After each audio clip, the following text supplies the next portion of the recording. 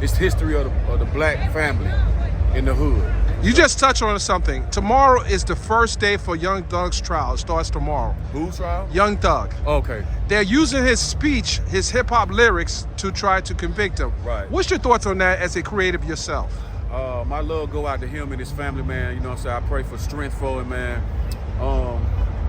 It's a fine line between that. You know what I mean? Because my thing is, if you're doing something and you put it in and you incriminating yourself, that's not a wise thing to do. Because now you got situations to where people want to analyze what you're doing. You know what I mean? So my thing is, man, you do dirt, man, do it by yourself. You don't think it's an attack on the First Amendment? I don't think so. I don't think it is. Because I don't think that. Okay. You know what I mean? Because look at all the movies that's going on. You know what I'm saying? That you got guys in movies that play gangster roles, but they're the real gangsters. You know what I mean? But like I said, man, it's all about being right by your brother, man. You know what I'm saying? I don't condone no shit when you attacking your brother or hurting your brother or your sister. I don't condone none of that stuff. You know what I mean? Absolutely. Thank you, Khudjoe. Thank you. Did share, the state did share its PowerPoint with the defense. We went through and made any corrections to typographical changes or needs in the PowerPoint itself. They are actually able to access the state's PowerPoint in real time, so they can see any change or anything that we made. We actually took out most of the photographs that we initially included, particularly most of Christian Evinger. So I have not heard from anyone on the defense team that there is any other objections. We added back in Rodelius Ryan's party opponent's admission on the date of the murder of Jamari Holmes. And we would like to, but have not, add the third homicide victim's photograph in, and that was it. So I have not heard anything from anyone regarding any of the changes. Okay. Do I have any further objection, or are there any further objections to the state's PowerPoint that you all, or changes that you all individually have objections as to going forward? I would sorry. Go ahead, Mr. Steele. Your Honor, I understand the court's ruling, previous ruling. Just renew my objection that I think because the state didn't turn these over, they should be excluded. Mr. Steele? Yes, Your Honor, I was unaware that there were changes. I apologize. No one told me that. I didn't get an email to that or text. I told you all to do that during lunch. That was my last conversation with you all before I went ahead and broke for lunch. That's what I've been doing. I've been waiting. Right here, in the hallway, and in that other room gate. So I understand that the state updating something, not realize that that's what they were doing. Your Honor, we did indicate that we would be making those corrections. You know, you all don't listen to the court, and it's going to get you all in a lot of hot water. You need to listen to me when I tell you something, and don't rely upon your own understanding. If you have clarification, ask me at that point in time. I'm more than happy to do that for you. But that's not what I told you all to do during the break.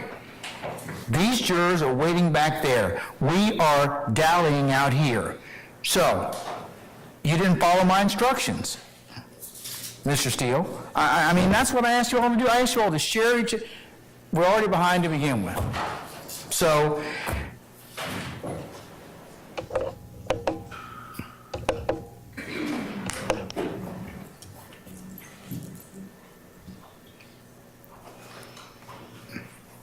any further objections? Yes, Your Honor. I didn't know that they were changing. Yes, Ms. D. Williams. And on slide 10 and 13, they misquoted the Instagram post. Again, they misquoted it? Yes, they did. It says, I bet YSL make the news tonight. That's not what the Instagram post says. Your Honor, we actually copied the Instagram post into slides 10 and 13. And it does not say tonight. I'm sorry, okay.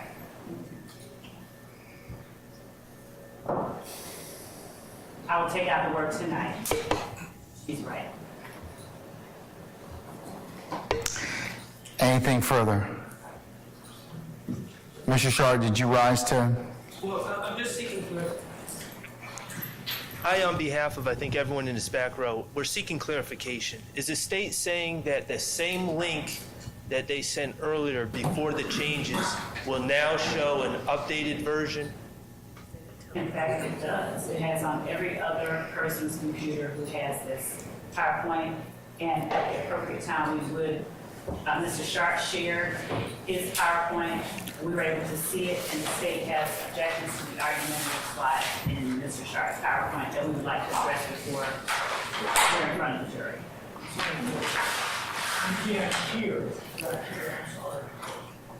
Could you repeat that, Ms. Love, again? Yes, Judge. Mr. Harvey can't hear back there.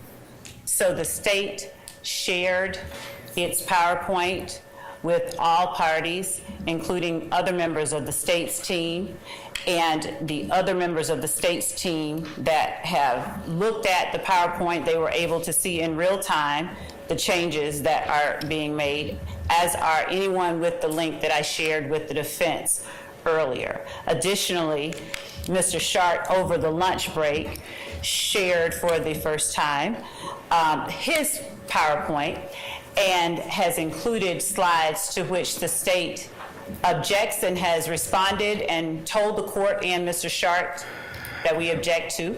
But I just wanted to make the court aware before we were in front of a jury again, as this, I think, is the appropriate time to do so. But the changes that the state made were available and published to everyone on counsel for the defense team. All right. Okay. I think the confusion, Your Honor, I understand what the state's saying now. The confusion is no one on the defense team we were waiting on a new email with a new version of the PowerPoint. That's not what I told you all to do. I was pretty clear. I said, y'all, over lunch, just take a look at the state's PowerPoint, make sure you have no further objections. I didn't tell you to email it to you. I just told you to look at it. I don't care how you did it, but that would be the thing I would probably have gone through and said, hey, let me see slide 1, 2, 3, 4, 5, 6, 7, 8, 9, whatever else. Okay. Yeah, we were waiting, we had voiced some concerns already, and we were waiting on a new version. And I'm just explaining, Your Honor. I don't think anyone was aware that it was being edited on that old link. I think people were waiting on a new version of the PowerPoint. Okay, here's what I'm gonna do. I'm excluding the PowerPoints. Y'all are just gonna have to make this thing up the whole way. You have to just make an opening statement. No PowerPoints. Let's bring our jury in. No PowerPoints, because you all did not do, hold on, I'm starting Ingram. You didn't do what I told you to do, and that was to exchange PowerPoints. We have wasted almost 2 hours trying to get this stuff done. And my orders to you are not aspirational. They're given for a reason. And when you don't follow them, then I have a way to remedy that. So the remedy is nobody uses no PowerPoints, okay? If I could address the court, Archie Matthews from Mr. Newton. In terms of what we have done here on our team, we have provided our opening statement to the state of Georgia, as well as to every other person on the defense side. We have received from the state of Georgia an updated, came to my email from the state of Georgia with the changes as it relates to Mr. Hume. I have it. I will be hamstrung, Your Honor, if I am not able to use my opening statement because I prepared my case with my opening statement. I have not committed every single slide to memory, Judge. I'm depending on my opening statement to present to the court, to the jury, Judge. So I'm asking the court to reconsider its position as it relates to Mr. Hume. Respectfully. All right. Mr. Steele? I sent our entire PowerPoint to the state of Georgia last Tuesday. Which the court has already. I do acknowledge that. Now I did everything the court demanded. All right. So I'd like to use mine. Okay, all right. And Your Honor, to be clear on behalf of Mr. Stillwell, I sent over all the... When did you send it? On Friday, I sent all the photos of the exhibits I plan to use or the demonstratives I plan to use save for one, which I did not have physical custody of, which is a Fulton County jail uniform, which I took a picture of. And I have it with me right now. But I did not have that on Friday when I sent that over. I did not have custody of that object. Regarding the PowerPoints, when the state finally handed over their PowerPoint and said that they didn't realize they were supposed to hand over the entire PowerPoint, but really these exhibits, which they didn't do that either, by the way. I did. I sent them out of an abundance of caution my entire PowerPoint. So. And Your Honor, I don't object to, generally speaking, the PowerPoints that have been shown. What the state did do was exactly as the court directed during the lunch break, as Mr. Matthews was able to see, we provided to each member of the defense team every change that we made. And respectfully, Your Honor, we would also request that the court allow the state to continue in the path that it has gone. We have complied with the court's directive. No, you didn't, actually. The court's directive was you were supposed to turn this over way beforehand, because then we could have corrected these issues and not spent 2 hours in doing this. I'm deeply disappointed in, because this is exactly what I told you all was going to happen, was that we were going to end up dealing with a lot of objections. And I mean, I don't mind dealing with the objections, but I got to have time to do so. So that's why I told you I had to started having this discussion with you about a week, almost 2 weeks ago. Mr. Steele brought that up, saying, hey, go ahead and turn over your PowerPoints so that we can go ahead and, if the court mentioned, have as smooth as an opening statement as we possibly could. That, obviously, very few people adhered to the court's instructions, and we find my words to you a self-fulfilling prophecy, meaning that we are still dealing with this particular issue, and our jurors are waiting on us. So, Your Honor, we have, as well, as I stated, we provided the photographs we intended to use. when did you provide them? Friday before 5, Your Honor. The language that is in the PowerPoint are the words, our opening, our things. They all have that. Everyone has that. I don't believe that there is a general objection to that. Every objected to portion of the PowerPoint that the state has, Your Honor, has been modified to address those objections. And we just asked the court to allow the parties to proceed as we have been proceeding with respect to presentment of opening statements. Additionally, Your Honor, I am not objecting on the basis of anyone having given the state the PowerPoints today. I'm not objecting as it relates to when anyone gave us the PowerPoints. I only objected to these photographs that were provided to us just a few moments ago on the basis of that they were argumentative. And I wanted to bring that to the court's attention.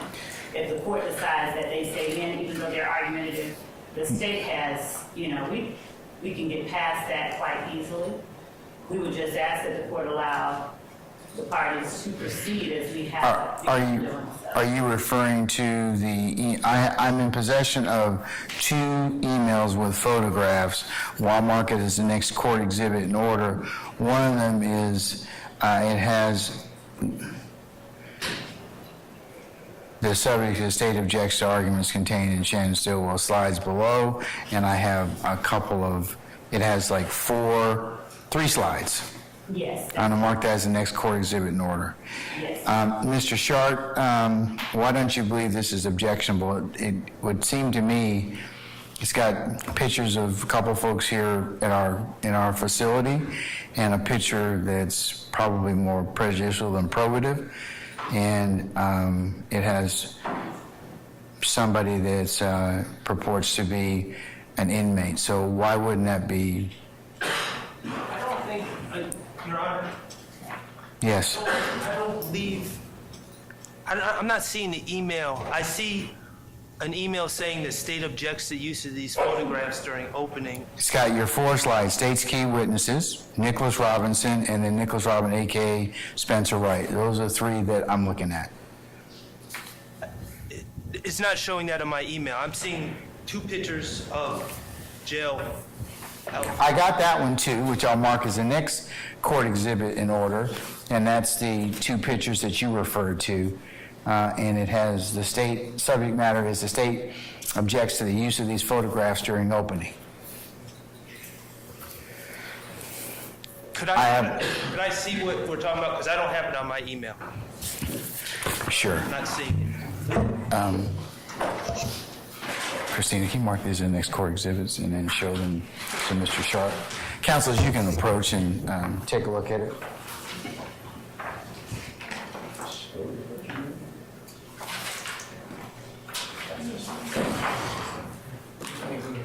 And Your Honor, the court is on the right. Hang tight.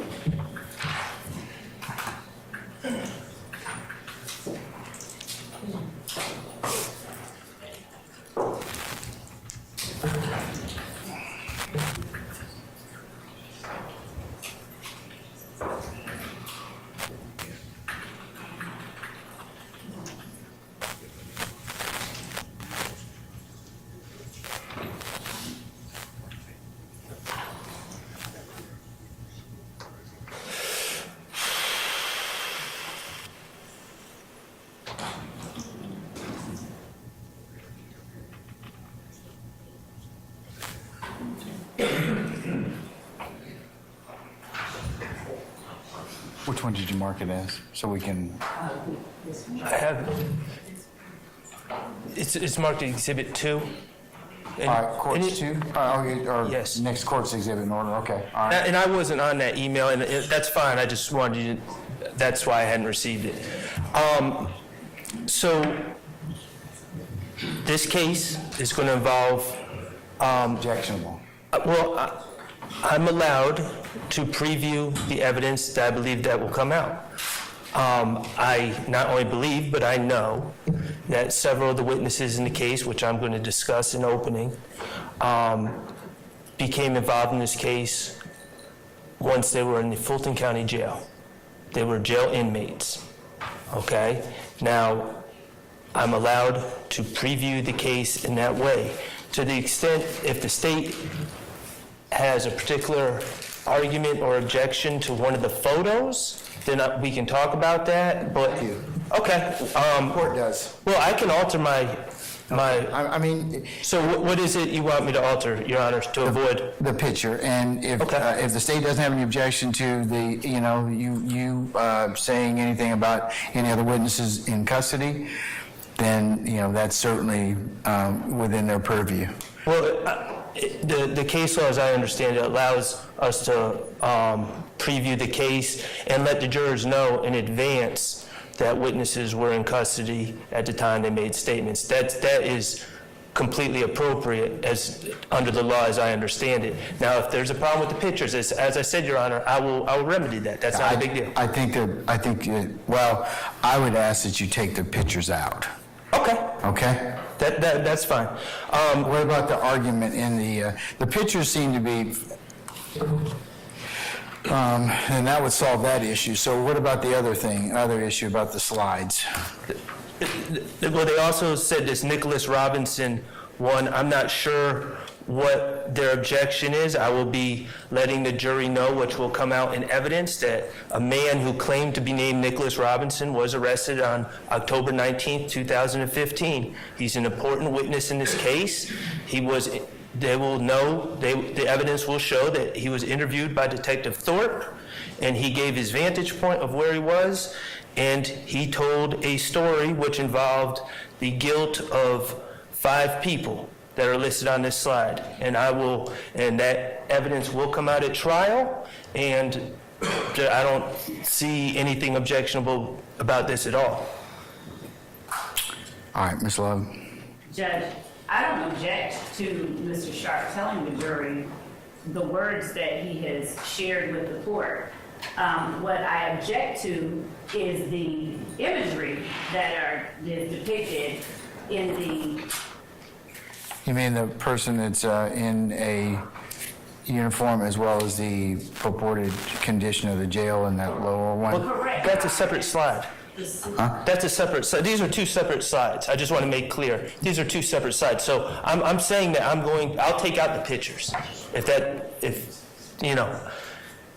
And also the giving of the false information. So the problem that I have, the only problems that I have with the language in the other slide is that part of that information is improper impeachment that Mr. Sharp would not be able to introduce at trial. Except that. And I don't have any problem with Mr. Sharp telling the jury that the evidence will show something about Nicholas Robinson, but he has listed all of the arrests for Mr. Wright, Mr. Spencer Wright. Who is Nicholas Robinson, Your Honor, just so the record's clear. Your Honor, as Your Honor knows, we're allowed to impeach with prior convictions. They gotta be called first, right? But we are also able to impeach with bias.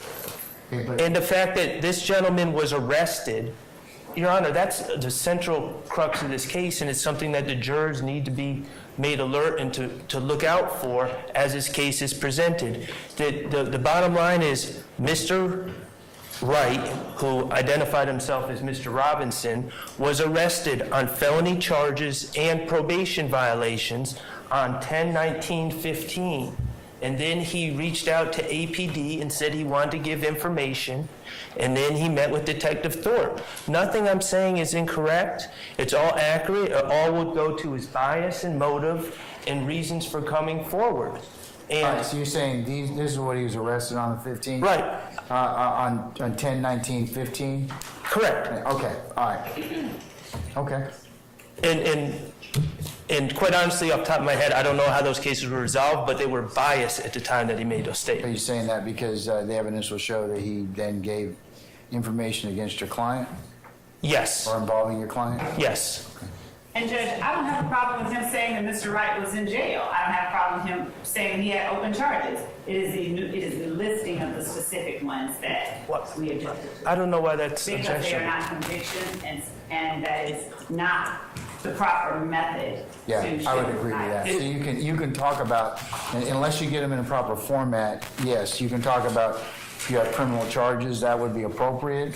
What happened as a result of that, but I think the laundry listing of that, because you said you don't know what happened to him, so But the reason I'm saying that is because I think it's irrelevant because this is really about bias. it's not proper though. It's not proper format. Bias is fine. You can talk about the. But he had the bias because he was facing these. Certainly, if someone's arrested for murder. You just can't mention the individual charges themselves unless they're in the proper format. I okay? understand, but my only point would be, Your Honor, certainly if someone was charged for jaywalking, arrested for jaywalking, and someone else was arrested for murder, the bias, the level of bias would be different. So Okay, but what does that have to do with them not being in proper format, though? because in the order- jury is allowed to understand specifically what bias the person has, not that they're just in jail, but what they are facing. If I'm not you giving it in can get terms- it in the proper format, then it can be, and you can tell them about that. Do you know what happened in these particular charges? Well, but they Is hadn't been Nicholas resolved Robinson going to testify? at the time that they. Answer my question. What's Is that? Nicholas Robinson going to testify? If the state doesn't call him, I will. Okay, well then, at that point, then it might be appropriate for you to get into that specifics, but unless you're gonna package that up, and certainly that's not, you can decide that, you don't have any responsibility to present anything on behalf of your client, but in order for you to delve into it, it has to be in a proper format. I would agree with the state with that, I would sustain that Well, objection. just- But you can talk about arrests, you can talk about pending charges, you can talk about that, you'll present evidence sufficient to show that he's got an axe to grind, he's got bias. So you're, just for clarification, because I want to get this right, we're saying your instruction is that I can say that he was arrested and he had pending charges, but I just can't say what those charges are. Until and unless they become you get them in the proper format where you have a witness you can lay a foundation for those. Okay? Okay, and the third thing, Your Honor, is I have a Fulton County jumpsuit. This is the same uniform, not actually the same one, but is the same make and model that a number of the state's witnesses were wearing when they inserted themselves into this case. I wish to preview to the jury and say the evidence will show that these individuals were in Fulton County custody wearing this jumpsuit at this shirt at the time that they gave statements.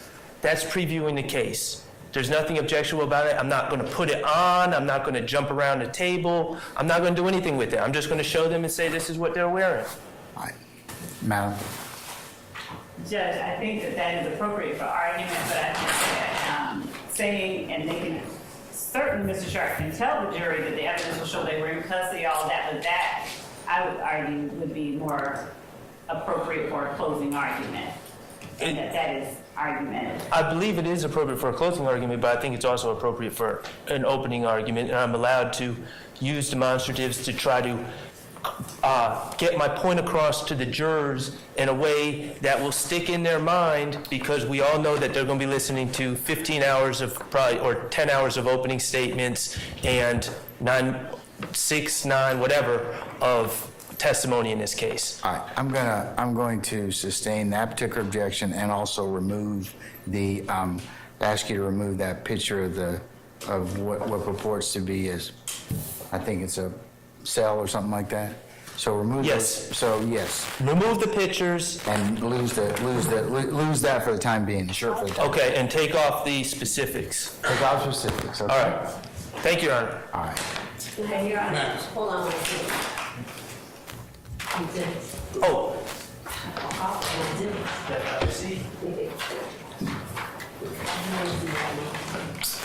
Mr. App, shoes. Have your client put on his shoes. All right. Anything else? Anybody else? Your Honor, there was not anything with respect to any of the defendants, but there was a matter that probably is best addressed with a member of defense counsel at the bench briefly. It is a short matter. Okay. All defense counsel? Either one, it doesn't matter. It's not substantive. All right. Put your headsets on, please.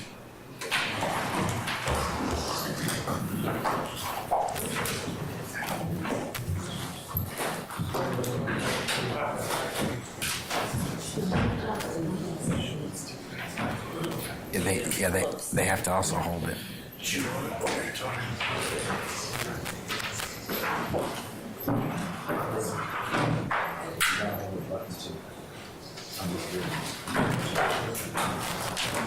All right, can you hear me? Thumbs up? Okay, all right.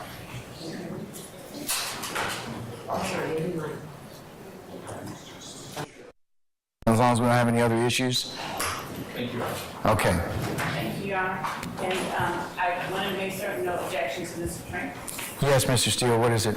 On the PowerPoint, I'd like you to grab the newest one, and I got the last one. Number 19 is argumentative. Number 41 through 47, 51 and 54 is the law that they take from the court. I would object to those numbers.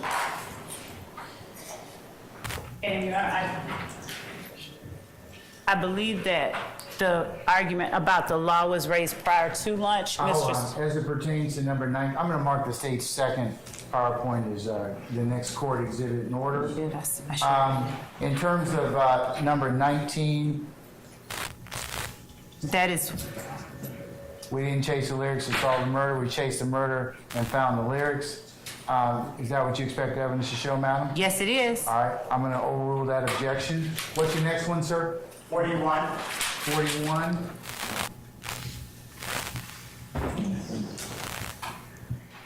Judge's rules. All right, this is the note-taking that I already gave them. It didn't change it. Ms. Lowe, why are we rehashing this since I've already told them that? Your Honor, why are we putting it Why back? are we rehashing that? I just told them that. I told them what was in 41, as well as 42.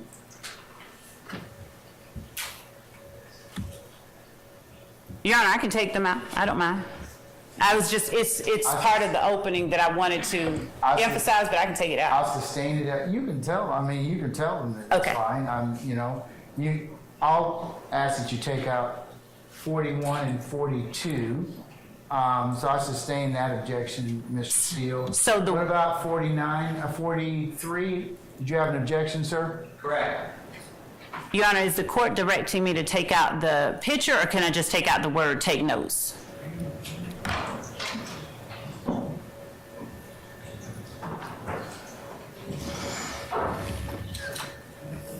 Because Oh, no, take notes is fine. Oh, okay. He didn't object to that. Okay. He's objecting to 41 and 42, which I'll sustain the objections to that.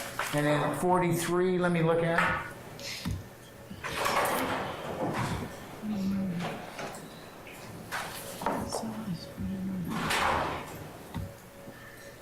Oh, okay. I'll take that out. Okay, I have not instructed them on how to judge credibility as of yet. So the 1 through 7 would not be appropriate at this time. Okay. So. But you can leave in bullets 1 and 2. This 1 and 2. Okay. So You must remember in any way that works for you what they said on the witness stand. That's fine. Okay. And use whatever memory aids you need, just not to remember what you heard, but to remember who said it and how credible you found them to be when they testified, or some words to that. Okay. But the other things, I have not instructed the jury as of yet on how to judge credibility. I didn't give them a preliminary charge on that, so if you could take those out. Okay. 1 through 7, please. Yes, Judge. Does that suffice, Mr. Steele? And as. Or do you still have an objection to 43? And I appreciate what you said, I will accept it, but prosecutor's opening statement, this is Johnson versus State 261 Georgia Appeal, 98 Division 6C, as in Colette. Charlie. And Charlie.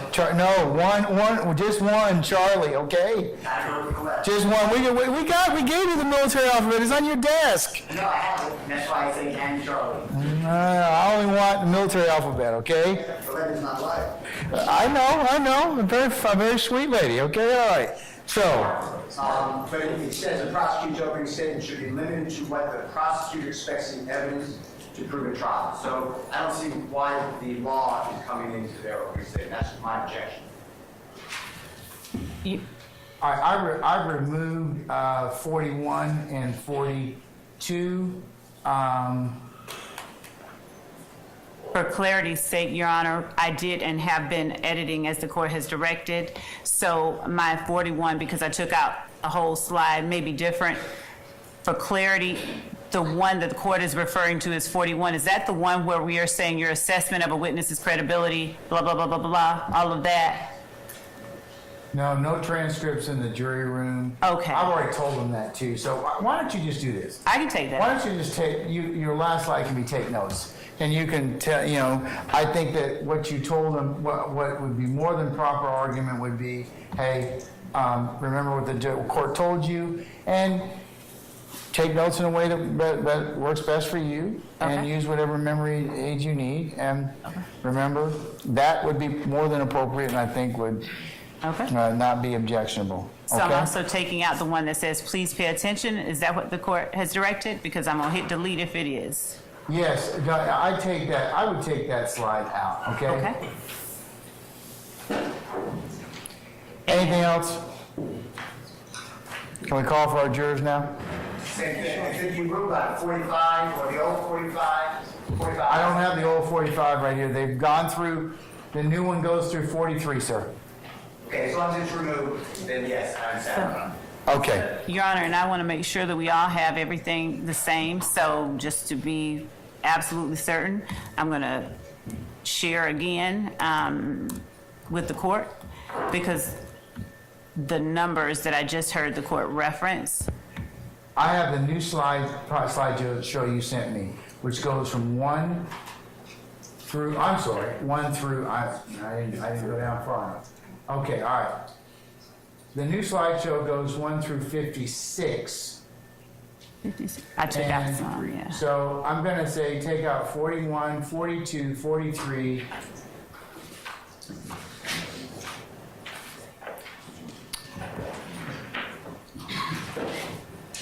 And I'm changing them in real time, so I'm taking them out.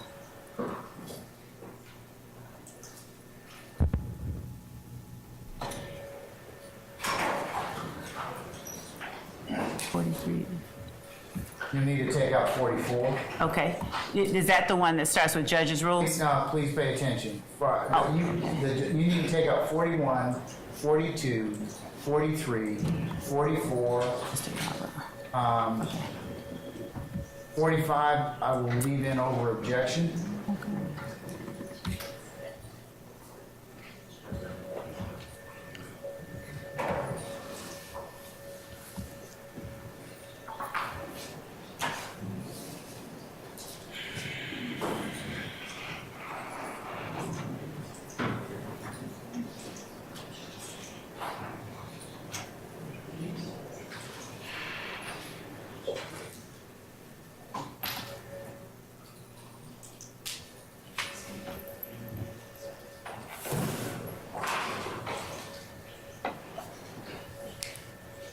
Okay, I'll let you leave in 45 and 46 over objection. 47, judge's rule, 47 needs to come out.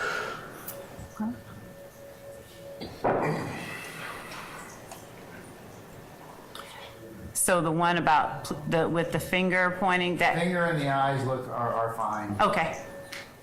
And I took out judge's rules 47. and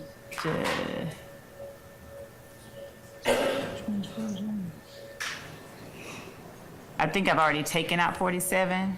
47 is judge's rules again. I took that out. Any further objections, Mr. Steele? Because I am going to leave in 45 and 46, okay? But I'll take out the other ones that you just mentioned. Okay.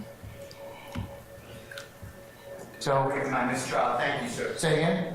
I apologize. Without waiving my mistrial, thank you, sir. All right, and your motion for mistrial has been denied, and I've noted your objection for the record, sir. And confirming everyone has 1 through 52 with the edits that the court has directed.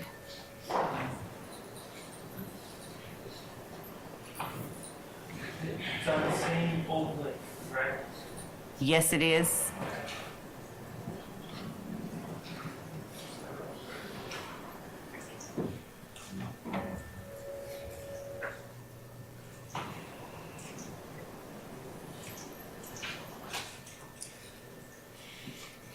All right. Anything further? All right. Yes. Just don't want you to get an objection to the opening charge. We can do that later before we break for the day. What are your objections, sir? To the court's, the court's preliminary instructions. First, the court talks in terms of guilt and innocence, and I would object to any of the phrases that use to determine guilt or innocence. I object to the use of the phrase, the purpose of a trial is to discover the truth. No, it's not.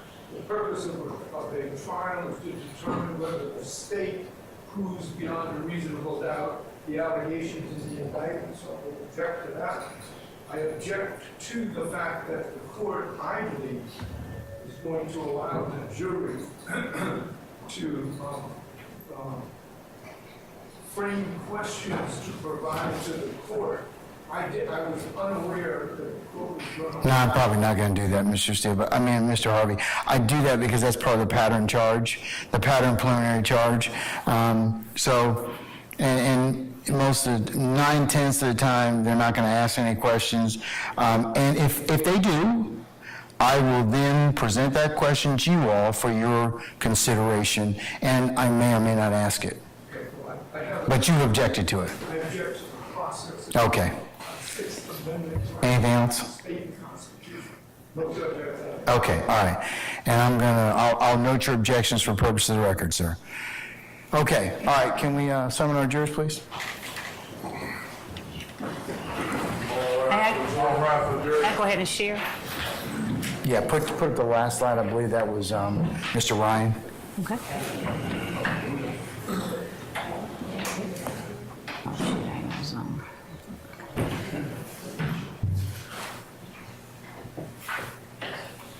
I'm gonna go back to the Zoom. This is Zoom.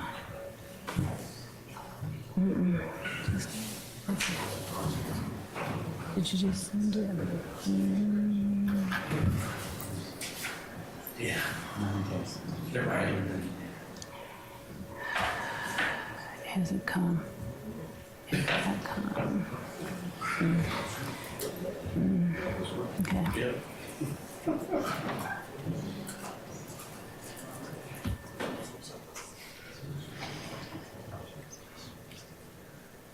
Okay.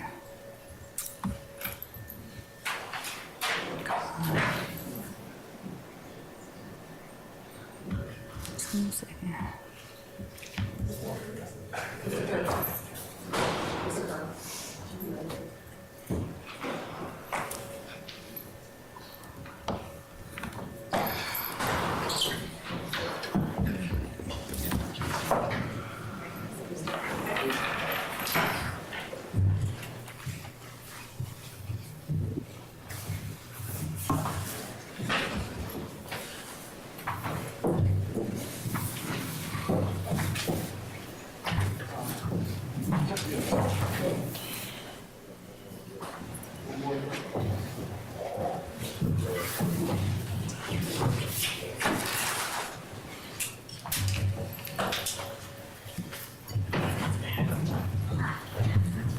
Oh, ladies and gentlemen, please be seated. We're just going to wait on one.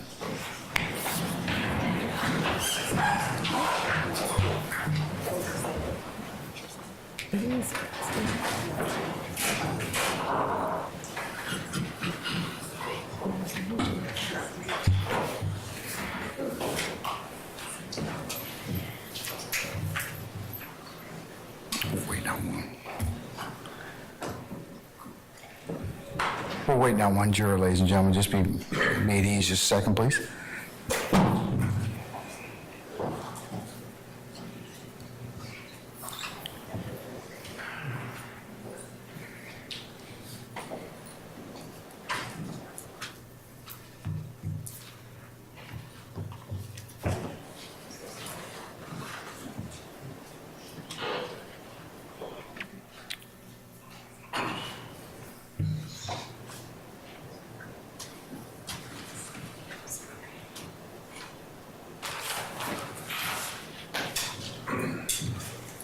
I'll do the present counsel. All right, thank you, Sergeant Ingram. All right, ladies and gentlemen, how was your lunch?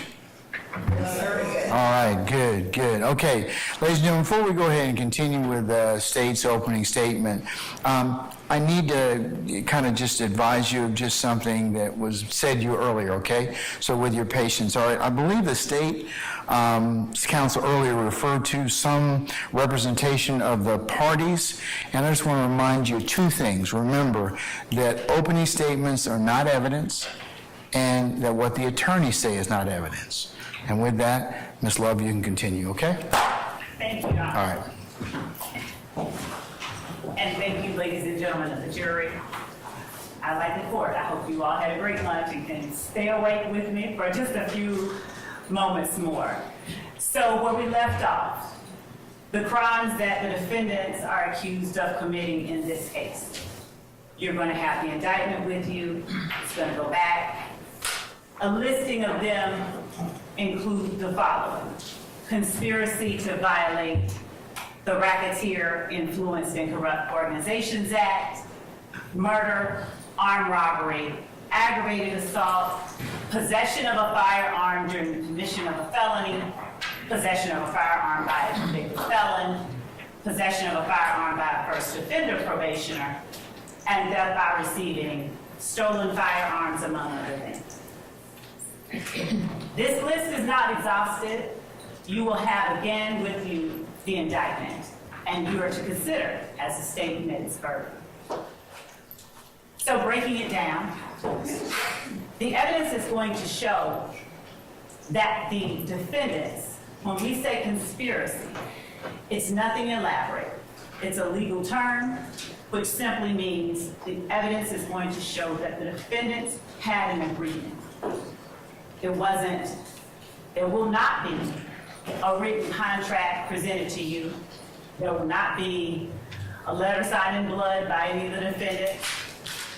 But what you will see evidence of is the defendants' actions, their presence, their companionship, their conduct before, during, and after a long list of crimes. And what you will see is that the defendants weren't always convicted of these crimes. Sometimes the state no-prossed or dismissed charges. Sometimes the police never brought formal charges. But what the evidence will show is that the defendants did commit those crimes. And when we're talking about a conspiracy, an agreement, just an agreement, unspoken agreement, we're gonna participate in YSL through a pattern of racketeering activity. That's another large word that is used in the legal community, but regular folks, myself included, just don't generally tend to use it. Racketeering activity is nothing more than certain crimes, the crimes that are listed out in the indictment. You will see that, and the court will instruct you, I expect, that those crimes constitute racketeering activity. And as I stated before you all broke for lunch, a conspiracy requires just one overt act. So you will see evidence of several overt acts. Several acts that were done by these defendants and by unnamed and unindicted people as well, to further the interests, to further the goal of the conspiracy that the defendants participated in. You will see overt acts meant to establish YSL's dominance and control. You will see overt acts meant to gain illegally access to money and wealth and property that did not belong to YSL. You will see overt acts, steps taken on the part of various individuals to act to protect the group as a whole. Steps that have nothing to do with a recording label. Steps that have nothing to do with an A&R executive. You will see steps that were taken solely for the purpose of illegally gaining goods for and on the behalf of YSL and its members.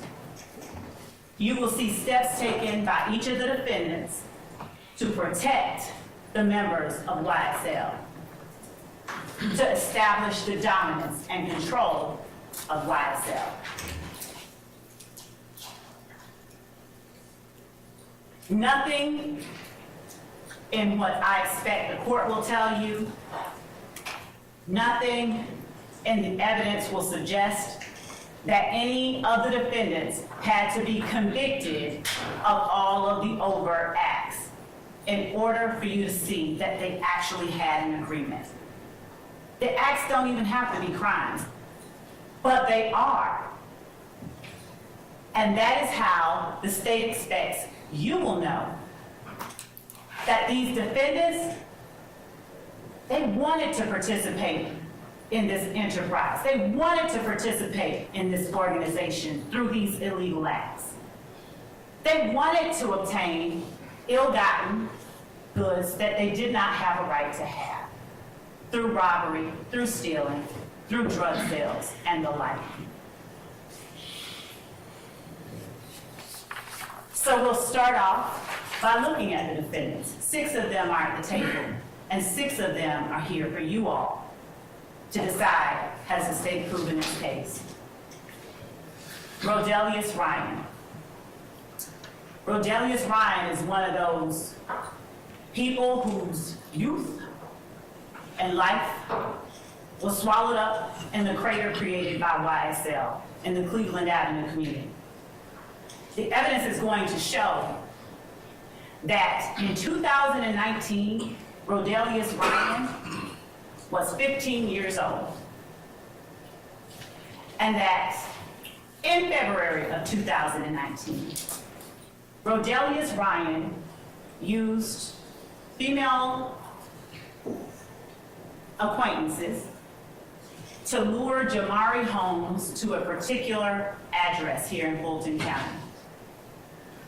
The female acquaintance lured Jamari Holmes to that address, telling Jamari that he would get sex and weed once they got there. Instead, when they got to the address, the female gets out of the car, and the defendant, Rodelius Ryan, and his accomplice, Damone Blaylock, also a YSL member and associate, they then came out to the car with guns. The evidence will show that Rodelius Ryan and Damone Blaylock then fired those guns into the car, where Jamari Holmes, not even 20 years old, was seated, and hit him in the back of the head with the bullet that took his life. Jamari Holmes is another one of those young lives, the evidence will show, that was swallowed up by the crater that YSL created and left in the middle of the Cleveland Avenue community in Fulton County. 12 hours after shooting and killing 19-year-old Jamari Holmes, the evidence will show that Rodelius Ryan didn't say, I bet I make the news. Rodelius Ryan posts on his Instagram account, I bet YSL makes the news. The evidence will show that in posting about YSL as it related to his flagrant, overt act of extreme violence, Rodelius Ryan was agreeing to and attempting to participate in YSL through this illegal activity. He was promoting the gang. He was showing their dominance. He was showing their power, and he was showing their control. Rodney Uten was also in the car with Jamari Holmes. That's another young life. He wasn't taken, he survived. But he was forever changed by the acts of YSL, conducting and committing violence on behalf of the entire organization.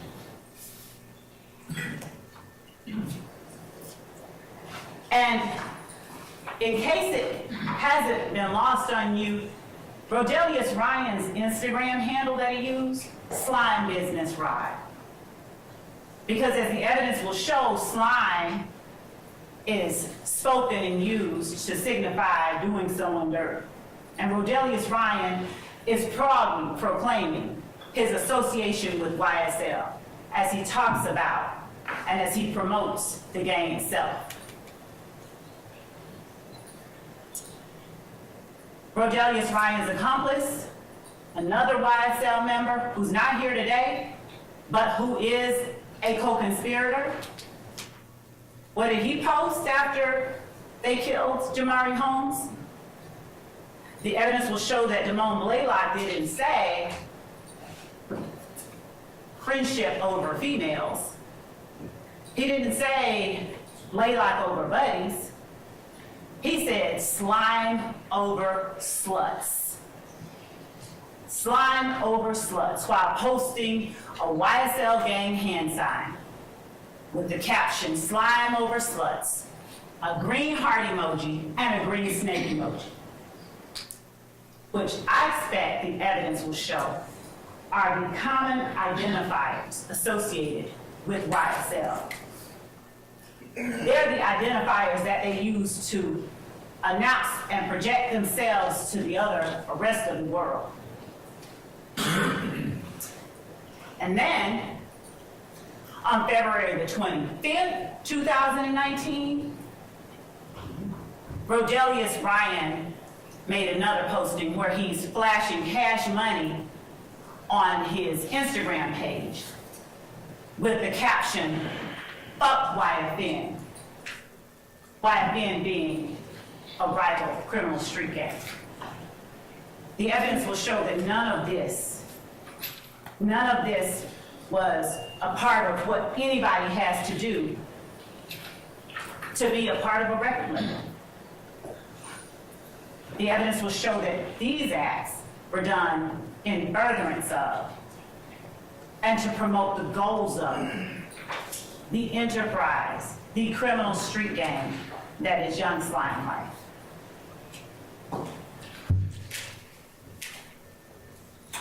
And what did the paper say?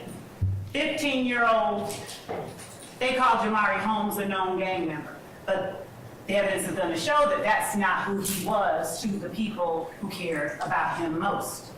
Jamari Holmes was Jamari Holmes. He was a baby, a child, found shot to death inside a stolen car, police said. Jamari Holmes was just the latest victim of YSL's quest to maintain and retain dominance and control of the Cleveland Avenue community.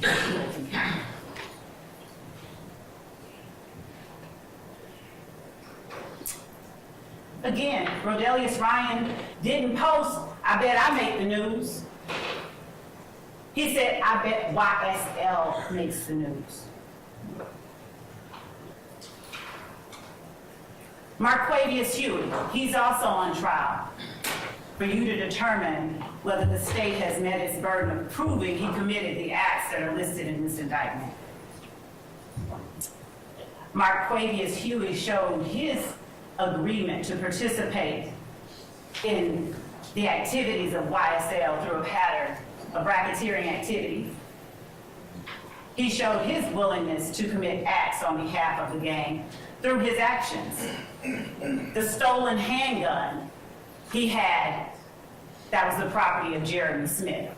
Because as you will see throughout this trial, stolen handguns will become a reoccurring theme. There's no need for a legitimate organization not comprised of people committing crimes on behalf of the organization to have all these stolen handguns. Everybody has a right to have a gun, so if you're legitimate, just go get one. But the evidence will show that in this case, YSL members, stolen handguns every time you turn around. And not just stolen handguns. The evidence will show that most recently in May of 2022, where some of these defendants were found at the home of Jeffrey Williams, their leader, it wasn't just stolen handguns that YSL dealt with. It was machine guns.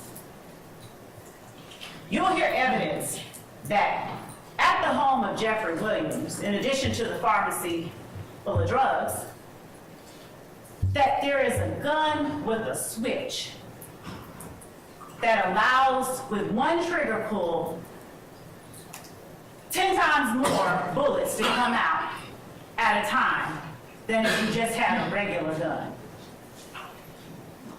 There will be no evidence to show any need for that in legitimate, ordinary, record deal making business.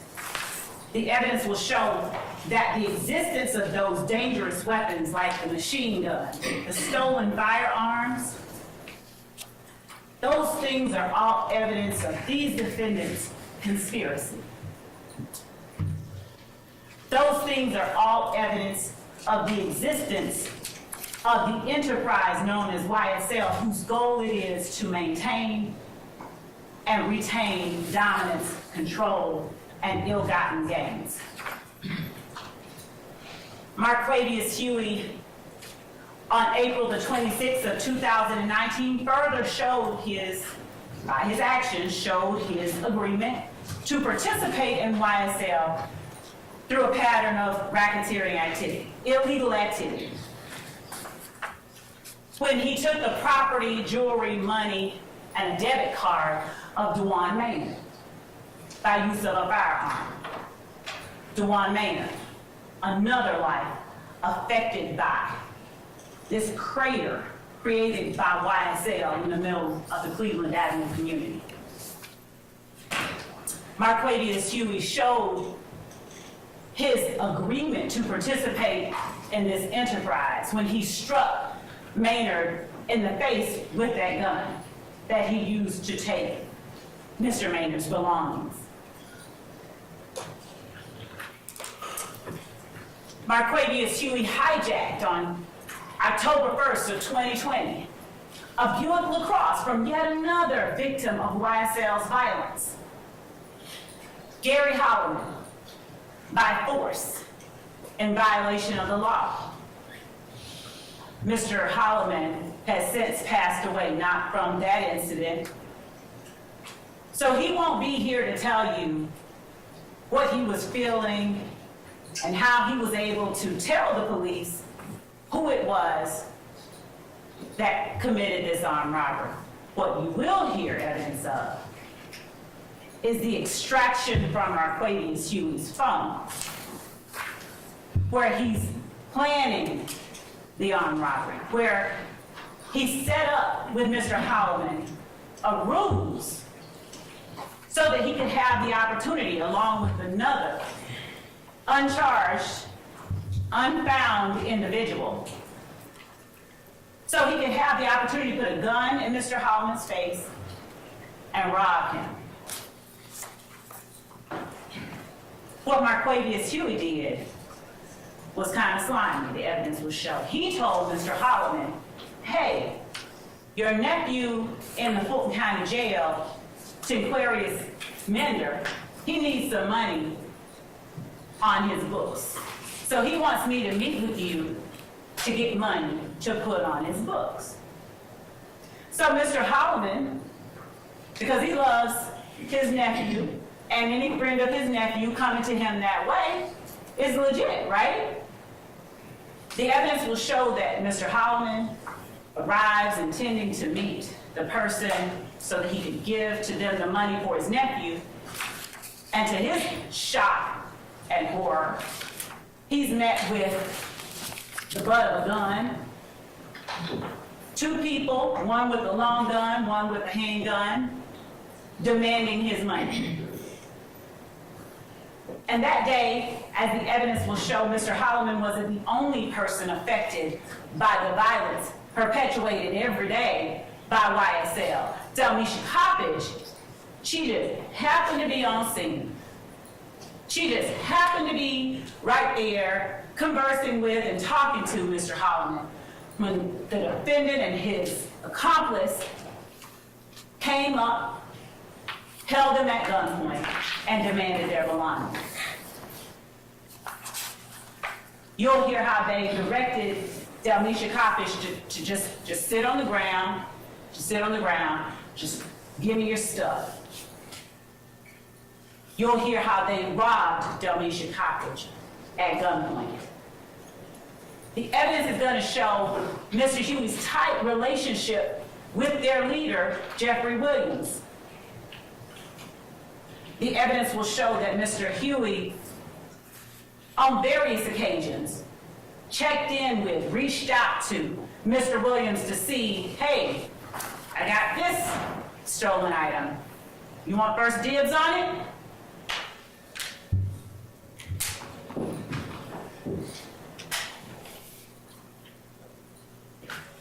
Marquavius Huey's actions that betrayed his agreement to participate in the conspiracy didn't stop with Gary Holloman and Donisha Coppage.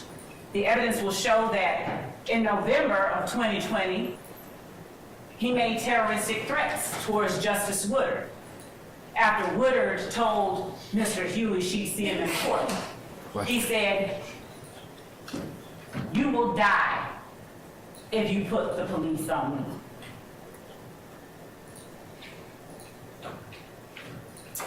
Showing their association, showing their agreement, showing their intention to participate in this organization, this enterprise through a pattern of racketeering activity.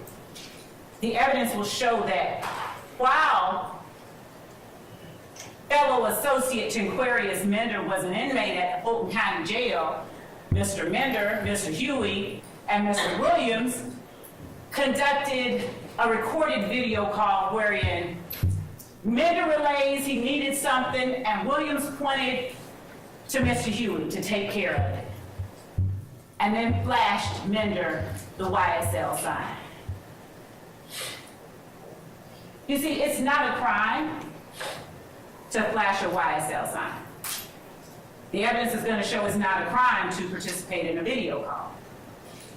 The evidence is going to show that it is not a crime to endeavor to provide something for a friend who's locked up in jail. All of that is okay. These acts aren't listed on the indictment because they are crimes. They're listed because they are actions.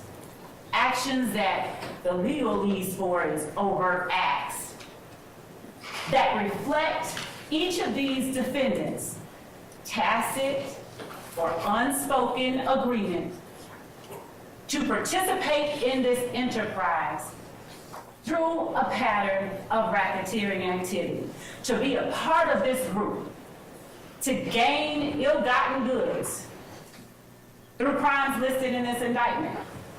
I don't even have to use the word racketeering. I don't even have to use the word conspiracy. They endeavored to do some illegal stuff to get a bunch of stuff that didn't belong to them. And somebody, more than one, but all we need is one, the evidence will show that at least one person took a step towards furthering that goal. So when you get the indictment, after however long it takes us to get there, and you're looking at 191 acts and thinking, state, really? It's an argument, objection. I sustain the objection. Thank you, Judge, I'll move on. Move on, that's argument. The evidence is going to show that these steps that they took are akin to you just going out and get some toilet paper to further a conspiracy to go TP a house. Doesn't have to be a crime, it's just an act, an action.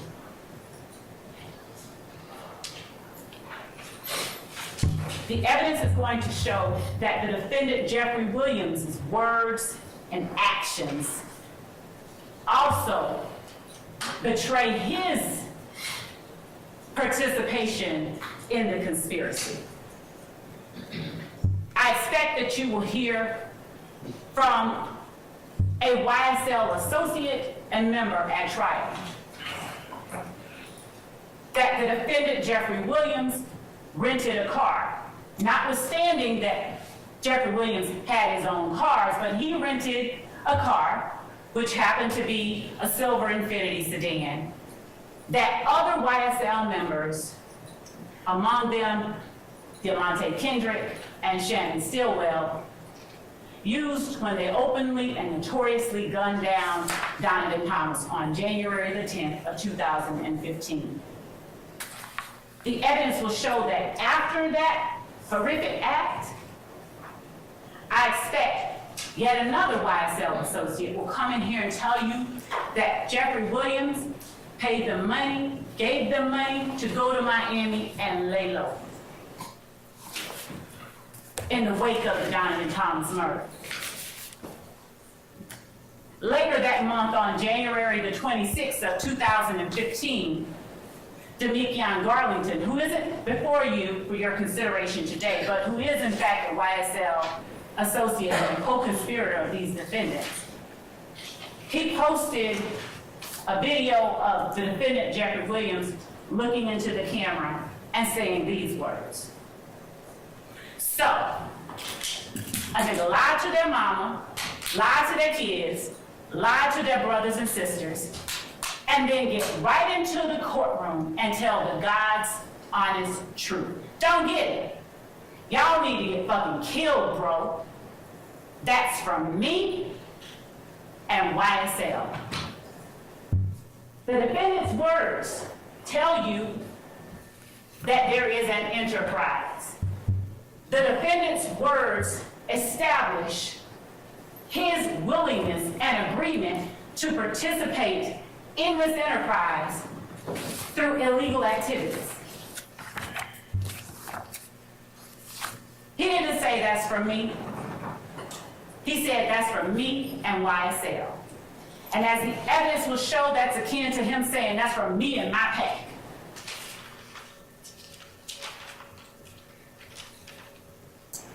Kendrick's and Williams' words, there's been a lot of talk about lyrics. But y'all, the evidence are gonna show in this case, we didn't chase any lyrics to solve any murders. Law enforcement in Fulton County chased the murders and found the lyrics. They're investigating, they're finding out who committed it. And after doing all of that, they happen upon lyrics. Lyrics that have an uncanny similarity to very true and very real and quite specific events, as the evidence will show. Jeffrey Williams' words that he promotes through songs with beats behind them, they aren't random. He tells you, as the evidence will show, take this shit to motherfucking trial. I rep my life for real. For slimes, you know I kill. Trial, I done beat it twice, Kendrick's. I'm undefeated, like feds came and snatched me. I don't know, no point in asking. I was on what? Bleeding. Stuck like a magnet, bitch ass nigga. I shoot at your mammy, need to stand down. I up my stamina, take it to trial. Get an appeal, take it to trial. Yeah, you're gonna whack 'em. Pay for that casket, that's just if we whack 'em. My young niggas pulling up. Bentleys, Austin Martins, Rares and Teslas strapped with an FN. You're gonna hear a lot about FNs. FNs galore. From here to 2015, FNs all throughout the incidents that are involving gang members YSL. Watch me whack that bitch. Pop him like a sis. Glock with the assist. Incidentally, the gun at the home of Jeffrey Williams on May of 2022 that had been modified with that switch, it was a Glock. Again, we didn't chase the murders. We didn't chase the lyrics, rather to solve the murders. We chased the murders, as the evidence will show, and in the process, we just found the lyrics. Jeffrey Williams' words and actions further reflect his agreement to participate in this organization through this criminal activity. He tells you, we committing them crimes. Hop out and shoot. Roll one up for the gang. He's not using gang colloquially. The evidence will show he's telling you they are a gang. You want to be slime? children of Fulton County, go catch you a body. Me and Lil Bro, Object to that is, the evidence, How would you expect evidence to show, madam? it is indeed, Your Honor. All right, I'll overrule the objection. The evidence will show that when Jeffrey Williams is saying me and Little Bro, we used to steal from the store, we had to stick it and go. He's talking about himself. The evidence will show that this is the man, through the music, that he has been blessed with the opportunity to be able to release and gain wealth from. Through that music, through that blessing, the evidence will show that Jeffrey Williams led the group of people that wreaked utter havoc on Fulton County. Jeffrey Williams' words and actions, as the evidence will show to the members of his gang, you'll hear in a conversation he has with them, y'all ain't beat him up or shot him yet, y'all he's getting soft. The evidence will show that there's no place or need for that kind of edict or statement when all you're doing is making music. And to clarify and put a very clear and fine point on it, the evidence will show that no one is attempting to take away from Mr. Williams the fact that he has had a lucrative rap career.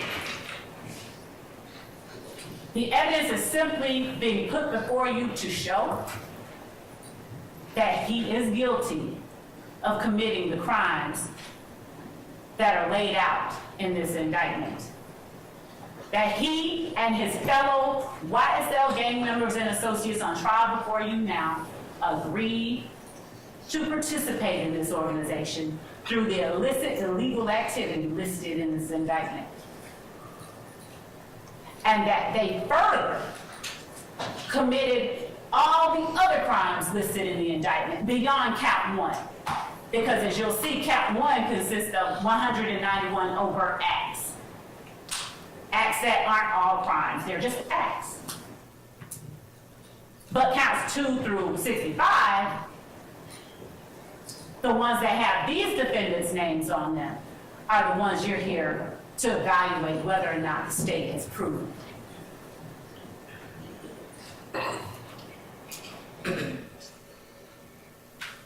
Actions and words, words and actions. The evidence will show that this was Donovan Thomas in life, that on January 10th at 2:15, about 7 o'clock in the evening, Donovan Thomas was living his best life. He was up at the barber shop at 330 McDaniel Street. He had paid for a bunch of people, a bunch of kids to get their hair cut, and you'll see that he is out there enjoying himself. The last actions that he took while he was fully alive and healthy, joking with his friends. You'll see that they didn't even see it coming. You'll see evidence that Donovan Thomas was literally in the middle of laughing it up with his friends when a car drives by and opens fire on him and whoever else might have been in close proximity to him. The evidence will show that this act wasn't done secretly, it was done openly, notoriously, almost as if to send a message. We did it. The evidence will show everybody knew who did it, because it wasn't done secretly. The evidence will show that this act didn't happen in a vacuum.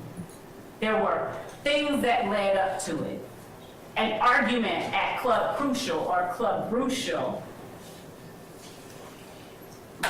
as my defendants may like to say, that involved a YSL associate by the name of Kenneth Copeland and a member of a rival gang. Kenneth Copeland gets jumped. He's flashing money because that's what they do. It's ladies fight night and they're out there flashing money. Kenneth Copeland gets jumped. Diamante Kendrick jumps into action, goes to Kenneth Copeland's defense, punches out a member of the opposition, and then shots are fired. Shell casings. Shell casings are all throughout the evidence that you'll see and hear in this case. Remnants of the violence inflicted on this county by YSL and its actions. Shell casings are fired in between January the 6th and 7th of 2015 and January the 10th. Other incidents take place and may lead to the ultimate gunning down of Donovan Thomas. As the evidence will show, in the ensuing months, there were series of shootings and retaliatory shootings. Most notably, the mother of rapper Rayshawn Bennett gets shot. Her house is shot up twice. She gets shot one time. And the evidence will show that there is not always cooperation, because there is a code that people adhere to when this type of violence is surrounding them. No snitching. So the evidence will show that even as people were getting shot, even as people were bleeding, even as people were being taken to the hospital to have their wounds attended to, they weren't always forthcoming. They weren't always willing to talk to and to trust law enforcement, not even if it would serve their own purposes. The evidence will show that members of YSL ultimately, as a result of those shootings and retaliatory shootings, ballistics or firearms matches started coming back to various people. And then one YSL member, Quindaria Zachary, he gets caught with a gun. The shell casings from that gun go to match some of these shootings. Quindaria Zachary is caught. He starts telling. The evidence will show that Quindaria Zachary was a straw purchaser for YSL. A straw purchaser is nothing more than somebody who goes and gets guns for somebody who's not supposed to have them. And that's what Quindaria Zachary did.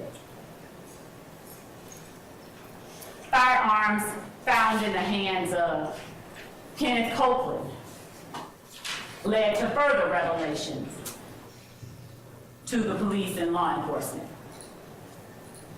The evidence will show members of YSL were so eager, so gangster about acting on behalf of and in the protection of the defendant Jeffrey Williams and YSL, that when Wayne Carter, otherwise known as Lil Wayne, came to town to perform at the compound while the defendant Jeffrey Williams was performing in Lil Wayne's hometown,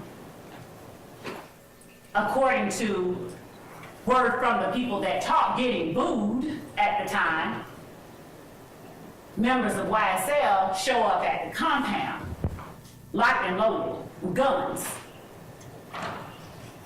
Evidence will show that security knew to be on the lookout for members of YSL. The authorities were alerted to ongoing public rifts and back and forth between the defendant, Jeffrey Williams, and members of his gang, and statements being made publicly on social media about, towards, and threatening Wayne Carter. So when Tyrone Dennis, who is working an extra job, he is a law enforcement officer, At the time, he was an investigator with the Atlanta Police Department gang unit. So when he's there working his extra job, and he sees Walter Murphy, one of the founding members of YSL, show up with the defendant's sisters and Trontavia Stevens, and ultimately Jimmy Winfrey with guns. When he sees Walter Murphy try to secret a gun underneath the wheel well of a car, he calls him out. He's like, "What are you doing?" Walter Murphy's like, "Oh, hey. The evidence will show that the YSL gang members that showed up at the compound that night were not allowed entry into Lil Wayne's concert, his venue. So what they did was they waited until Lil Wayne leaves, gets in his tour bus, and is attempting to leave the area. They get up beside the tour bus and they unload bullets into the man's tour bus. Bullets. For nothing, except to show their dominance. There will be no evidence that Lil Wayne threatened either of them that night. But that act on the part of Jimmy Winfrey and the defendants before you today, that act was intended to show their solidarity, their willingness to act on the behalf of, their willingness to exact violence upon anyone who threatened the position of the criminal street gang calling itself Young Slimelight. You'll hear evidence that after being arrested, or actually when he was approached back in 2014 about an armed robbery he allegedly committed, YSL member and associate Trontavia Stevens was seen bearing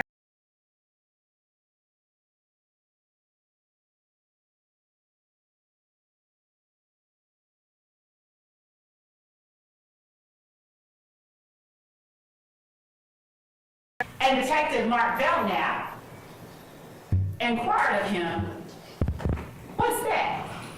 Though Belknap knew, because he had been working the streets of Atlanta for a long time. He was familiar with Right Crew. But as gang investigators, they're taught to interact with and talk to people when they see indicia of criminal street gang activity. You'll hear that Trontavia Stevens told Belknap, "Well, Rock Crew is the name we used to call ourselves." Then we started going by YSL, which stands for Young Slimelight, or it did stand for Young Slimelight. But then, when my friend Jeffrey Williams started becoming successful, we changed that name to Young Successful Life. The words of a member of the gang himself. The only time, as the evidence will show, that members of YSL don't want to call themselves and acknowledge that they are in fact a gang is when it would be to their detriment. The evidence will show that any other day of the week, they are loudly and proudly promoting their criminal activities.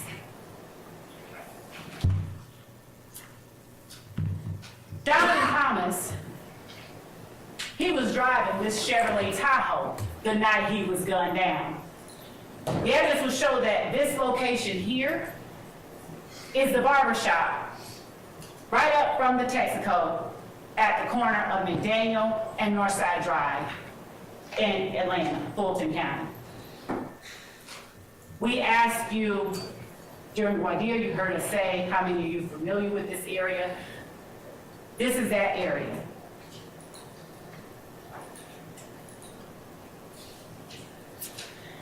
The evidence will show that that is the way that Donovan Thomas looked last time his loved ones saw him. That his life was swallowed up in that crater created by YSL in the Cleveland Avenue community. And the words the words that they found while looking into this murder, spoken by members of YSL. We don't speak about shit on wax, but indeed they do, as the evidence will show. They just kind of thinly veil it. We are known to kill the biggest cats of all kitties. Donovan Thomas in the community, he was a big homie. He was a friend to a lot of people. He was a big deal. And it touched a lot of people, as the evidence will show, when his life was taken. The words that were spoken, we known to kill the biggest cats of all kitties. How coincidental that Donovan Thomas was gunned down. And these were the words later spoken by members of YSL. The evidence will show that it's not coincidental at all. 100 rounds in a Tahoe. 100 rounds in a Tahoe. The evidence will show that the lyrics released by YSL members, the lyrics they chose to speak, they bore a very eerie significance to real life. 100 rounds in a Tahoe. And you'll see that Donovan Thomas's Tahoe had bullet defects all along the back of it when they sprayed Donovan Thomas and his car on January the 10th of 2015. This that slime shit, killing 12 shit. The evidence will show that 12 is the word that is commonly used to denote law enforcement. And speaking of the young people whose innocence and whose lives were swallowed up by that crater created by YSL, Christian Eppinger. He's not before you today, but he is a co-conspirator of these defendants. He is a YSL member and associate who got YSL tattooed on his face at the tender age of 15. He repped YSL continuously and notoriously throughout his social media.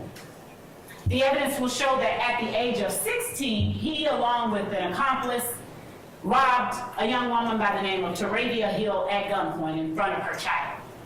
And that at his sentencing hearing, Taravia Hill, seeing a young black boy, who could have been her brother, cousin, she actually advocated for Christian Eppinger's lenient sentencing. So Christian Eppinger, he wasn't sentenced on what he was originally charged with. With the acquiescence of the victim, Christian Eppinger received a lesser sentence. He went to prison for a short time, and within less than a year, he committed an armed robbery. And when law enforcement officers are out there looking for Christian Eppinger, who incidentally constantly posted on social media with the guns and his gang signs and the green emojis with the gun pointing to the camera or to some other emoji talking about how he reps hard for YSL. When law enforcement officers, specifically a law enforcement officer just 30 years old by the name of Officer Rogers, when they go to apprehend Christian Eppinger on this armed robbery he committed after being released from prison, having robbed Taravia Hill, they do everything they can to take him in without causing any harm to Christian Eppinger. But you will see that while he's being taken into custody, what Christian Eppinger does, he takes the firearm of this young officer. He pulls it out of the holster and he fires, putting 7 bullets in Officer Rogers. The evidence will show leaving a law enforcement officer with PTSD after he has tried to humanely apprehend a member of YSL. The evidence will show that this person depicted here is Quantavious Greer, also an associate, but perhaps more importantly, the brother of the defendant, Jeffrey Williams. Christian Eppinger was so deeply entrenched, ingrained with, loyal to YSL, he's even posting free uncle bitch as Quantavious Greer served a sentence for murder. Who said they want smoke? Christian Eppinger, as he's calling himself YSL Briss. Note that Chris does not start with the letter B, but it does when you're associating yourself with a criminal street gang who aligns itself with the Bloods. And that's the tattoo that Christian Eppinger on the side of his face proudly publicized on June 27, 2015. He wasn't even 16 yet. New ink with the green snake emoji and a red heart.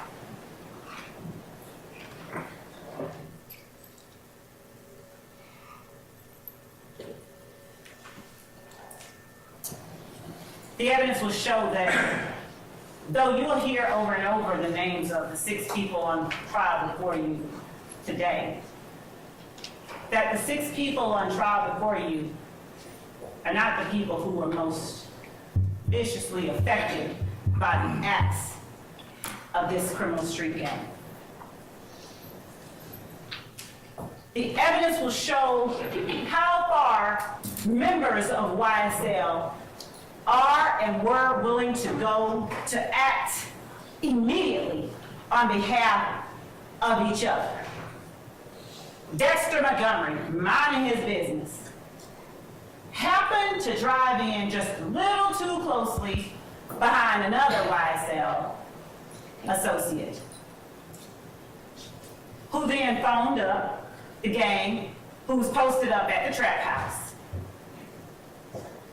And in minutes, 2 more YSL associates showed up with a long gun and handguns. Dexter Montgomery had no idea he was about to lose half of his head that day. As Dexter Montgomery left the gas station, 2 YSL associates followed behind him. And as he stopped at a red light, they opened fire. Miraculously, the evidence will show that Dexter Montgomery survived, but literally half of his head is gone. You'll hear from and see Dexter Montgomery during the course of this trial. The evidence will show that after that happened, law enforcement, at first it wasn't the gang unit, but the gang unit recognized some of the players, Walter Murphy, other members of YSL. And so they began to assist in the investigation. And they learned. The YSL gang members said, we got a call that one of us needed some help. He didn't know who this was pulling up behind him, so we just responded. You'll hear that investigators, Gaither and Dennis, said, well, wait a minute, did you know what you were responding to? They're like, no, we don't have to know. If our boy needs help, we're gonna respond. They said, well, where'd you get the gun? Oh, they're by the door of the trap house that we were in. They're just there, ready for us to use when we need to. Their words, I can't make it up.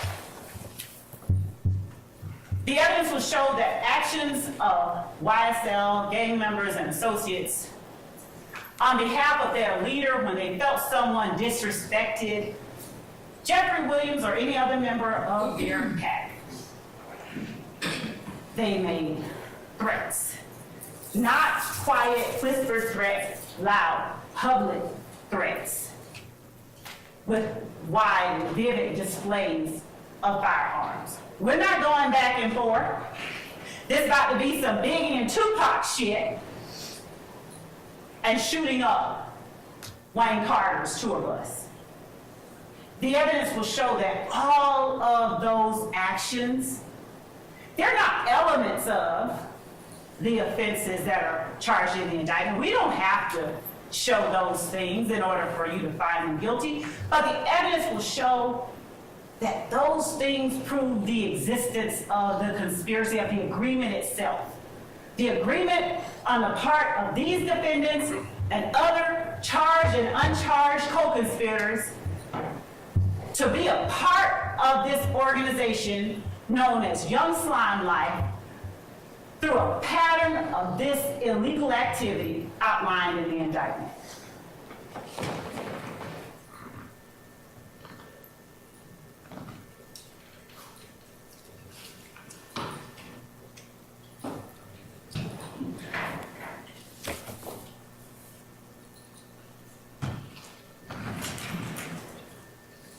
There are numerous victims that you're going to hear about.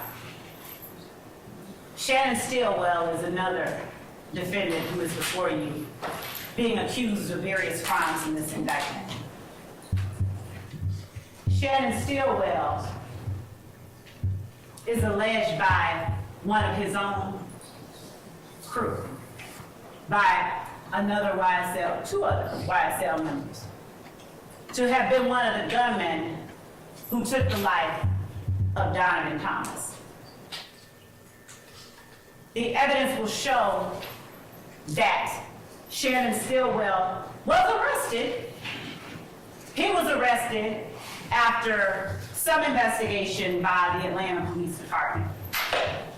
The evidence will show that the information initially relied on by that first arresting officer, it didn't pan out to be actually accurate. So when the case got to the district attorney's office, more investigation was conducted.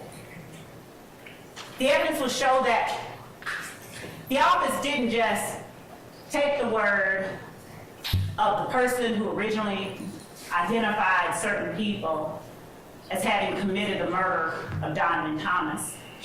Instead, as the evidence will show, what our office did was dig to find out whether the people who were talking were actually in a position and a place to know the stuff that they talked about. And what they learned was that that person originally relied on by Investigator Thorpe, that person was just lying. And so the people that Investigator Thorpe originally arrested on the Donovan Thomas murder, they were released at various times on bond as the office continued to investigate further. The evidence will show that our office did not just stop at the word of one YSL member. The evidence will show that yet another accomplice corroborated the words of the first YSL member that talked. The evidence will show that cell phone records further corroborated the information law enforcement was getting from these people. And ultimately, Shannon Stillwell, Demonte Kendrick, Justin Cobb, Javoris Bradford, they were all indicted in this particular instrument that you'll have for your consideration. But the only two people who are in front of you for you now to determine whether or not the state has met his burden are Demonte Kendrick and Shannon Stillwell as it relates to Donovan Thomas's murder. However, between the time that this indictment came down and the time that our office decided, no, we need to look into this investigation some more, Shannon Stillwell was released from jail. But he had to wear an ankle monitor as a condition of his bond. The evidence will show that during the time in 2015, after a lot of arrests were made following the murder of Donovan Thomas, that the violence in Fulton County the gun violence that had continued over the course of that year, it kind of subsided a little bit. Basis. Argument. I sustain the objection. Yes, Your Honor. The evidence will show that around 2019, 2020, law enforcement investigators, they started noticing some activity on the part of gang members. They started paying particular attention. One of those investigators was investigator Marissa Vivarito. You'll see and hear from investigator Vivarito, and you'll learn that one of her jobs as a law enforcement officer, one of her background experiences was that she was a probation officer, so she had a lot of information about a lot of YSL gang members. You'll hear that initially, after Shamel Drinks was gunned down, Detective Hogan with the Atlanta Police Department, he didn't have any leads. As a matter of fact, he came back to the precinct lamenting the fact that he had no leads on this homicide that just occurred at Windsor and the I-20 entrance ramp. Young man killed, gunned down inside his car. When investigator Vivarito began talking to Detective Hogan, she saw that Detective Hogan did have some footage from the gas station right up from that location. And that investigator Hogan was looking to find the people in the gas station because that gas station was the last place that Shamel Drinks was seen alive. One of the people in the surveillance footage was wearing a very distinct hoodie and coat. And as it would happen, investigator Vivarito had hours earlier been at a Waters Road location, one of YSL's hangouts. As the evidence will show, a place from which they conducted transactions.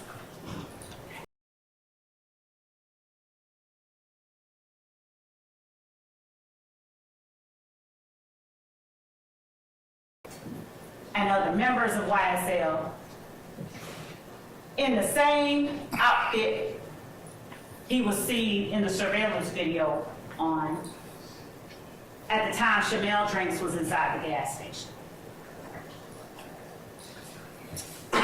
The evidence will show that further investigation revealed that Shannon Stillwell was wearing an ankle monitor at the time that Shamel Drinks was gunned down. And that ankle monitor put him right there at the place that Shamel Drinks took his last breath. The evidence will show that in this murder, much like in the Donovan Thomas murder, there was a rental car involved. A rental car which these defendants had gone and gotten the windows blacked out, tinted on, earlier the day that Shamel Drinks was gunned down. Tinted the windows of a rental car. The evidence will show that it was to evade being seen by the opposition.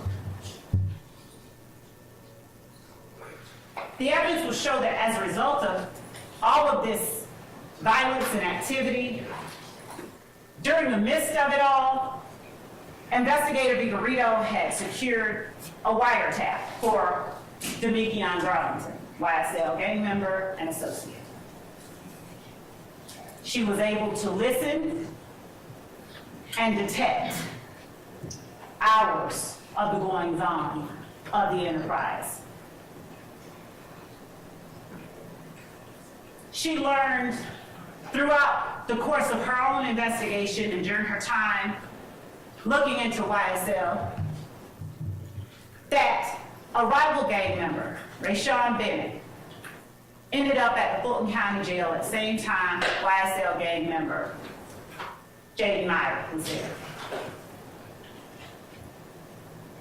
The evidence will show that Jaden Meyer, upon seeing Lucci, reaches out to get permission from King Slime to take Lucci out. The evidence will show that Jaden Meyer actually endeavored to stab Rayshawn Bennett to death, but that he was unsuccessful.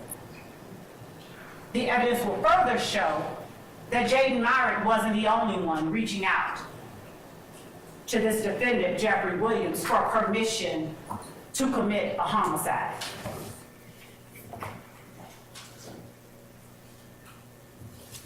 Looking at Shannon Stillwell's words along with his actions,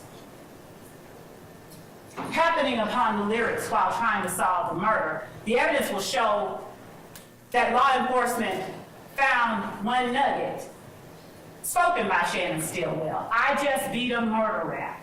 Paid my lawyer $30 for that." After he was released on bond for the murder of Donovan Thomas, and before he actually took the life of Shamel Drinks. The evidence will show that the young man on the left is Shamel Drinks in life, and that the photograph on the right is what was left of Shamel Drinks after YSL and the crater it created in the middle of the Cleveland Avenue community took that life from his family, friends, and loved ones. I said a lot, and I'm not the only one you get to hear from today. So you might be happy I'm about to sit down. I want to ask you to make use of those notepads and those pencils that you have in your possession. The court's already given you the instruction. Take notes. Rely on your memory. Use the notes to document and help you remember after you've heard weeks and weeks and weeks and scores of witnesses who said what. I expect that as you listen to and evaluate witnesses who come in to testify, there will be witnesses who you discover changed their stories from the time they first made a statement to the time they actually had to appear here in court, in public, and tell them folks. I expect that the evidence will show that there are some witnesses you will assess are just scared. Some are embarrassed, some are intimidated, some don't want to remember, some just plain don't remember. The court alone gives you the law on how to deal with and how to assess those witnesses. I only ask that you follow closely the instructions that the court gives to you. Look at who the witnesses are. Look at who they look at while they're on the stand, who they don't look at or won't look at while on the stand. Look at how they answer questions posed to them from the state versus questions posed to them from the defense. And if the occasion arises that you find that a witness, as presented in court, says something different than what they said previously, you determine why it is you believe that they said something different once they got in court. Words and actions. The defendant's actions coupled with their words. They prove the existence of the enterprise.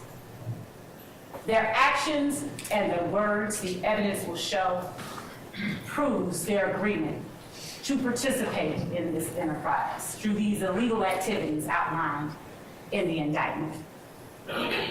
Preserving, protecting, enhancing the reputation, power, and territory of the enterprise through acts including murder, assault, and threats of violence are what the evidence will show these defendants did over the last 10 years.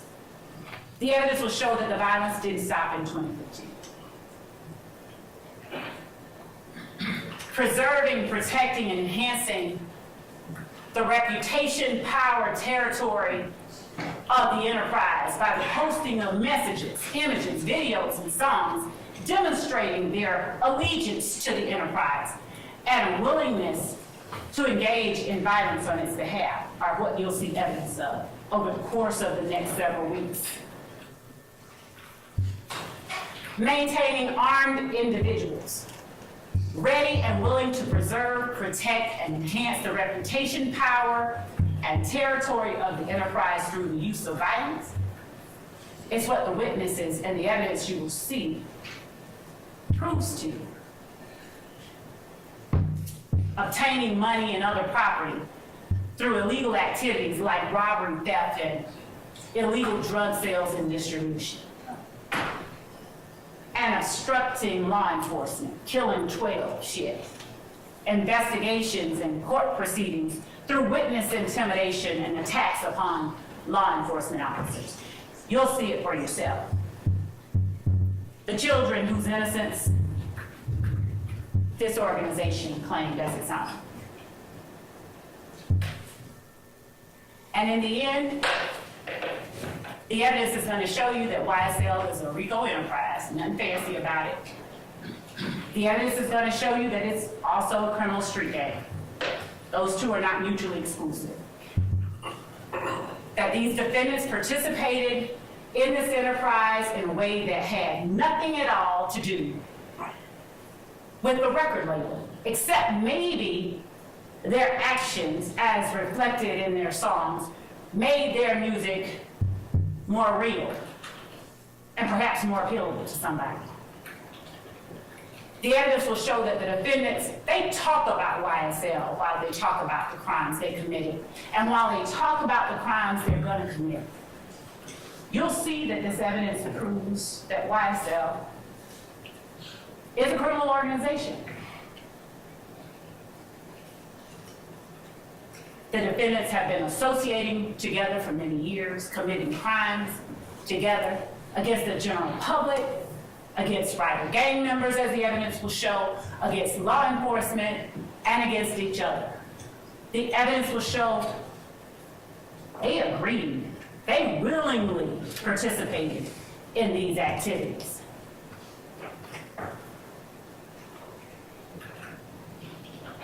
In the end, the court has told you and will tell you again that you are to evaluate the evidence and apply that the law the court gives to you to that evidence and render a verdict that speaks the truth. I expect that at the close of this evidence, you'll see that the defendant's presence, companionship, and conduct during all of these illegal activities, their words and their actions not only show the existence of the criminal enterprise called YSL, it also shows the conspiracy. And in the end, we're going to all come back and make our arguments to you. But the one thing that I'm going to be doing, our team will be doing, is asking you to uphold your duty and render a verdict, the only verdict that speaks the truth, and find these defendants guilty of each and every crime listed on this indictment alleged against them. Thank you.